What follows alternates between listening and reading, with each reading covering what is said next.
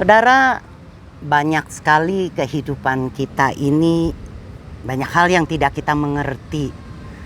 Dan pasti banyak juga doa-doa kita yang rasanya tidak dijawab Tuhan. Kita sudah menangis, kita sudah meratap, kita sudah menjerit. Bahkan mungkin kita sudah berlutut dan tersungkur. Tetapi doa-doa kita juga tidak dijawab Tuhan. Kita tambahkan dengan mungkin dengan bahasa roh, dengan bahasa lidah.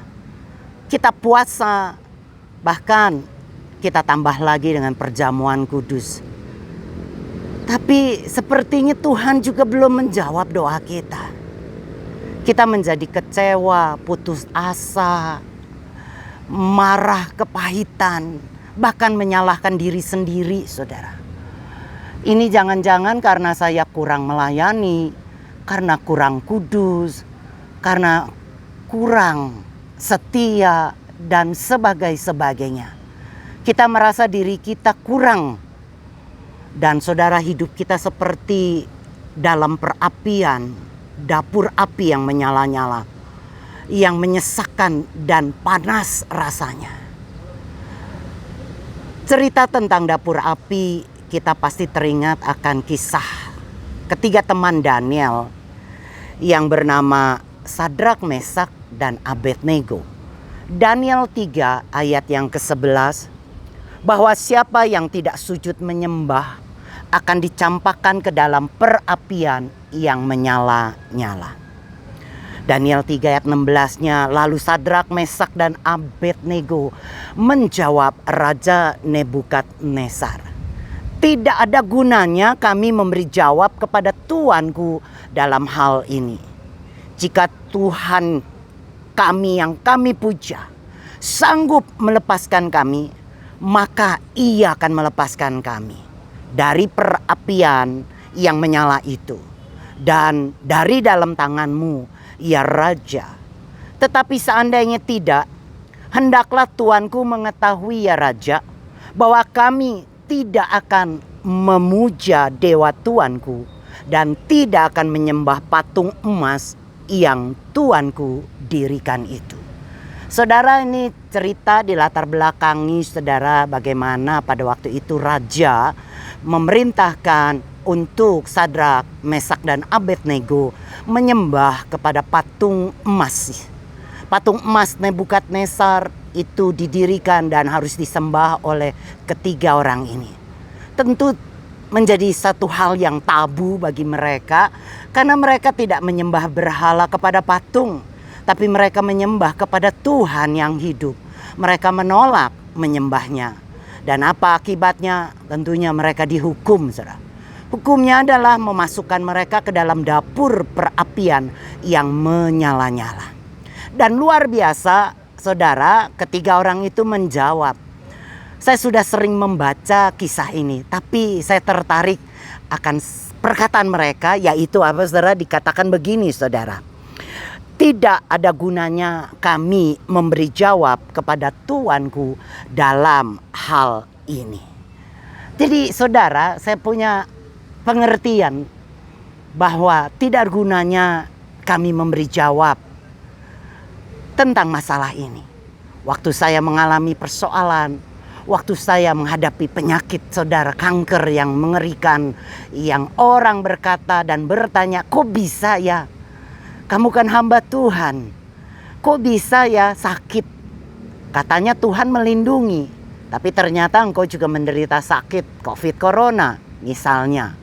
Katanya Tuhan berkati, tapi kok hidupmu susah dan miskin? Saudara, mungkin begitu banyak pertanyaan yang orang-orang atau teman-teman kita tanyakan pada waktu kita mempunyai masalah. Mereka memberikan saran dan kita sudah lakukan dengan berdoa dan berdoa dan berdoa. Tapi sepertinya tidak ada jawaban dari Tuhan. Maka saudara, saya mengambil keputusan seperti mereka, bahwa tidak ada gunanya kami memberi jawab. Tidak ada gunanya saya harus menjawab pertanyaan-pertanyaan orang lain. Kenapa saya sepertinya ditinggalkan Tuhan, sakit dan sebagainya. Saya tidak perlu memberi jawab. Karena saya tidak bertanggung jawab dan saya juga tidak lagi mencari pembenaran diri sendiri. Saya tidak mencari dukungan, saudara. Tetapi saudara, biarlah kita berkata, saya tidak perlu memberi jawaban atas hidup saya kepada banyak orang. Amin. Berarti juga Tuhan tidak perlu memberi jawaban atas masalah kita. Betul ya saudara ya? Dan saudara ya lihat jawaban seperti mereka. Saya tahu Tuhan akan menolong. Tetapi seandainya tidak, even if Tuhan tidak menolong, kami tidak akan menyembah patung dewa. Saudara, sebuah pernyataan yang luar biasa yang saya percaya yang perlu kita juga ikuti, bahwa Tuhan sanggup menolong kita keluar dari masalah. Tetapi seandainya tidak pun kita mengambil keputusan, tidak akan pernah menyembah berhala. Amin saudara. Dan saudara pikir bagaimana perasaan mereka. Bayangkan perasaan mereka waktu mereka ya ditaruh ke dalam dapur api yang menyala-nyala. Kira-kira perasaan mereka seperti apa saudara? Kita sudah tahu akhir kisah itu tentunya tidak menjadi keheran-heran karena kita sudah tahu saudara. Tapi coba bayangkan kalau Anda ada di tengah situasi misalnya kebakaran rumah. Saya pernah ngalami itu saudara. Bagaimana rumah tetangga terbakar dan saya melihat api sudah membesar di depan mata saya karena sudah membakar sebagian rumah saya. Wah, paniknya bukan main saudara. Ya, panik takut melihat api itu saudara. Dan cerita dari orang yang saya dengar bagaimana tetangga ingin menyelamatkan anaknya sampai panik saudara. Yang digendong, yang dibawa bukan anaknya tapi bantal guling saudara. Wah, waktu kita dengar itu mungkin kita tertawa, kok bisa. Tapi itulah kepanikan pada waktu kebakaran terjadi saudara. Takut, panik. Saya percaya itu juga yang dialami oleh Sadrak, Mesak dan Abednego saudara. Ya, dan lihat saudara, mereka ini bukan orang biasa saudara. Tapi mereka diberkati Tuhan saudara dengan kepandaian dan kepintaran yang luar biasa. Lihat saudara, Daniel 1 ayat ke-19. Kemudian raja bercakap-cakap dengan mereka, di antara mereka semua tidak didapati seorang pun seperti Daniel, Hanaya, Mishael, ya, Azaria. Demikianlah mereka berdiri di hadapan raja. Dalam hal menyangkut hikmat dan pengertian yang ditanyakan raja kepada mereka, raja mendapati mereka 10 kali lebih cerdas daripada semua peramal dan ahli jampi di seluruh kerajaannya.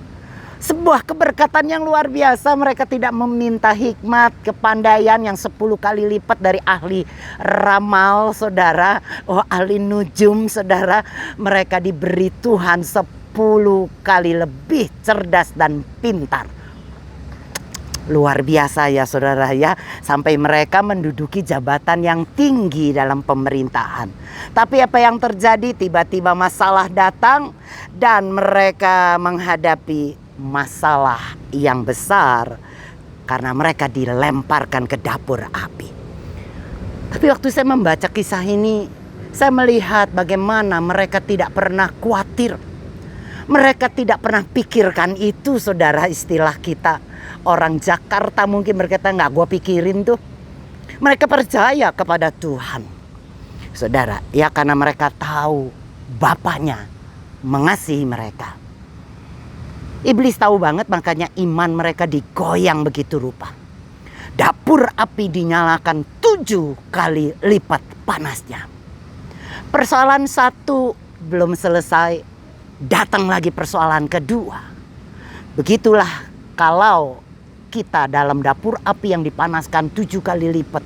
Saudara, persoalan kedua belum selesai, datang lagi persoalan yang ketiga dan seterusnya. Seakan-akan masalah demi masalah menumpuk dan membuat kita menjadi stres dan frustasi. Pelayanan ditinggalkan banyak orang, serta membuat kita berpikir dan menjadi sedih. Belum lagi saudara, kedapatan pasangan kita mungkin selingkuh saudara ya, dan tentunya itu membuat fisik tubuh kita menjadi sakit karena kepikiran dan tidak bisa makan dan tidak bisa tidur. Sakit yang panjang, sakit yang berat tentunya membutuhkan biaya untuk pengobatan. Maka ekonomi kita pasti tergoyang. Dan saudara, tidak cukup itu, ditambah lagi mungkin saudara dengan sakit. Bukan cuma satu penyakit yang datang, tapi bertubi-tubi penyakit yang belum sembuh, datang lagi penyakit lain. Dan akhirnya membuat kita menjadi frustasi dan putus harapan. Saudara, ya ada perasaan mungkin ragu, cemas. Apakah Tuhan masih ada dan mau menolong saya? Kok seperti ini? Sama seperti saudara, ya bagaimana rasanya kok Tuhan meninggalkan, sepertinya melupakan pada waktu kita berada dalam dapur api yang panas. Saudara tidak perlu memberi jawab kepada banyak orang yang waktu mempertanyakan masalah kita. Amin saudara. Dan kadangkala juga tidak perlu Tuhan menjawab atas setiap masalah kita. Amin. Nah saudara, ya pada waktu kita terus berharap dan ada di dalam kasih Tuhan. Sama seperti saya waktu menghadapi dapur api yang begitu panas menyala-nyala. Saya mendapati sebuah keberkatan dari kisah ini saudara. Lihat saudara, ya apa yang dibuat Daniel 3 ayat 24. Tiba-tiba Raja Nebukadnezar sangat terkejut. Ia bangkit dengan cepat dan berseru kepada para pegawainya. Bukankah kita tadi mengikat 3 orang dan melemparkan mereka ke dalam api itu? Mereka menjawab, memang benar tuanku, sahut raja. Tapi mengapa kulihat 4 orang berjalan di tengah api itu? Mereka tidak terikat dan sama sekali tidak apa-apa. Dan yang keempat itu rupanya seperti dewa. Saudara, pada waktu kita merasa doa kita tidak dijawab Tuhan, pada waktu penderitaan yang datang bertubi-tubi saudara, ternyata bukan berarti Tuhan tidak bekerja dan tidak menjawab doa kita saudara. Waktu saya menghadapi begitu banyak tantangan dalam hidup, menghadapi penyakit, dikhianati saudara, ya keadaan saudara yang begitu rupa, mungkin orang berkata pelayanan yang semakin menurun yang membuat saya mungkin menjadi stres dan akhirnya kedapatan kanker saudara. Saya saudara mengerti akhirnya iman adalah tentang pribadi kita dengan Tuhan.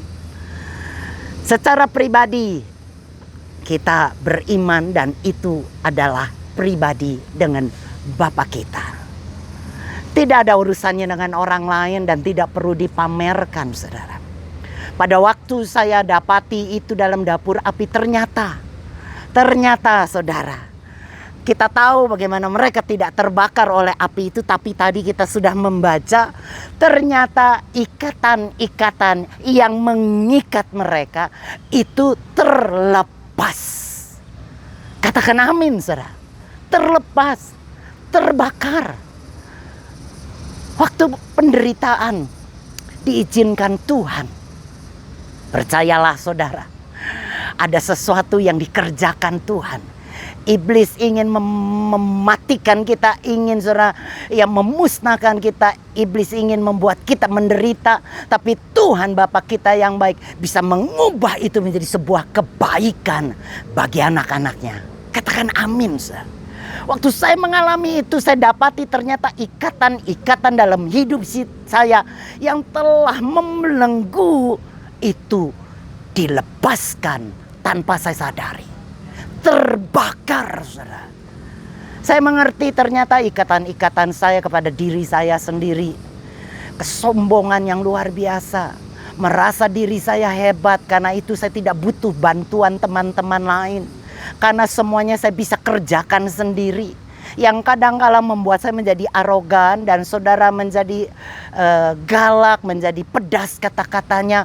Karena semuanya saudara saya inginkan berjalan dengan seperti yang saya mau. Membuat saya menjadi benar-benar arogan saudara.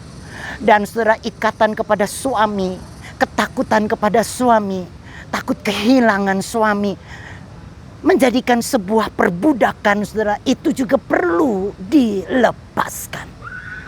Saya dapati, saudara, Tuhan bukan tidak menjawab doa-doa saya, tapi Tuhan sedang kerjakan, membuka dan melepaskan ikatan-ikatan saya. Saudara, hari ini mungkin Anda juga sedang dalam dapur perapian yang menyala-nyala, yang membuat Anda menjadi panas, sesak, saudara. Yang membuat Anda tidak bisa bernafas lega, yang membuat Anda menjadi takut, menjadi kecewa, menjadi marah, stres. Tapi izinkan Tuhan mengerjakan bagiannya dalam hidup Anda. Mungkin ada ikatan-ikatan yang perlu dilepaskan Tuhan. Ikatan-ikatan yang tidak Anda sadari, tetapi terlepas pada waktu Anda ada dalam dapur api yang menyala-nyala. Amin. Percayalah, Tuhan tidak pernah menghanguskan kita. Tuhan tidak pernah menghukum dan membakar kita. Tidak pernah persoalan dan pencobaan melebihi kekuatan kita. Tetapi saudara, yang pasti ikatan-ikatan yang membelenggu kita, yang menjadikan kita budak dan perbudakan dosa, itu terlepas. Amin, saudara. Saya berdoa biarlah kita menaruh pengharapan seperti Sadrak, Mesak, dan Abednego, yang berkata, Tuhan sanggup melepaskan saya. Even if, seandainya Tuhan tidak tolong, saya tetap menyembah Tuhan. Saya tidak akan pernah menyembah kepada patung berhala dan mengarahkan mata iman kami kepada yang lain, tidak. Kami tetap tertuju kepada Bapa. Amin. Dan lewati hidup ini, saudara, dengan berpegang dan mengerti Bapa mengerjakan segala sesuatu untuk mendatangkan kebaikan bagi kita. Bagi kita yang sedang dalam dapur api, saya berdoa biarlah kiranya Tuhan terus mengingatkan kita akan kasih-Nya. Anda perlu ingat akan kasih-Nya, bahwa Dia tidak pernah meninggalkan kita. Di dapur api sekalipun Dia berada, 4 orang ada di dapur api pada waktu Sadrak, Mesak, dan Abednego dibakar. Yang keempat itu rupanya seperti anak dewa. Saya percaya itu adalah Tuhan Yesus Kristus yang berjalan di tengah-tengah api bersama mereka. Jadi sadarlah, Tuhan tetap berada di tengah-tengah Anda. Penderitaan, api, pencobaan apapun tidak akan pernah menghanguskan Anda tanpa seizin Bapa kita. Katakan amin. Amin. Kuat, terus semangat di dalam kasih Tuhan. Shalom bagi kita semua. Shalom bagi Indonesia. Shalom bagi Anda.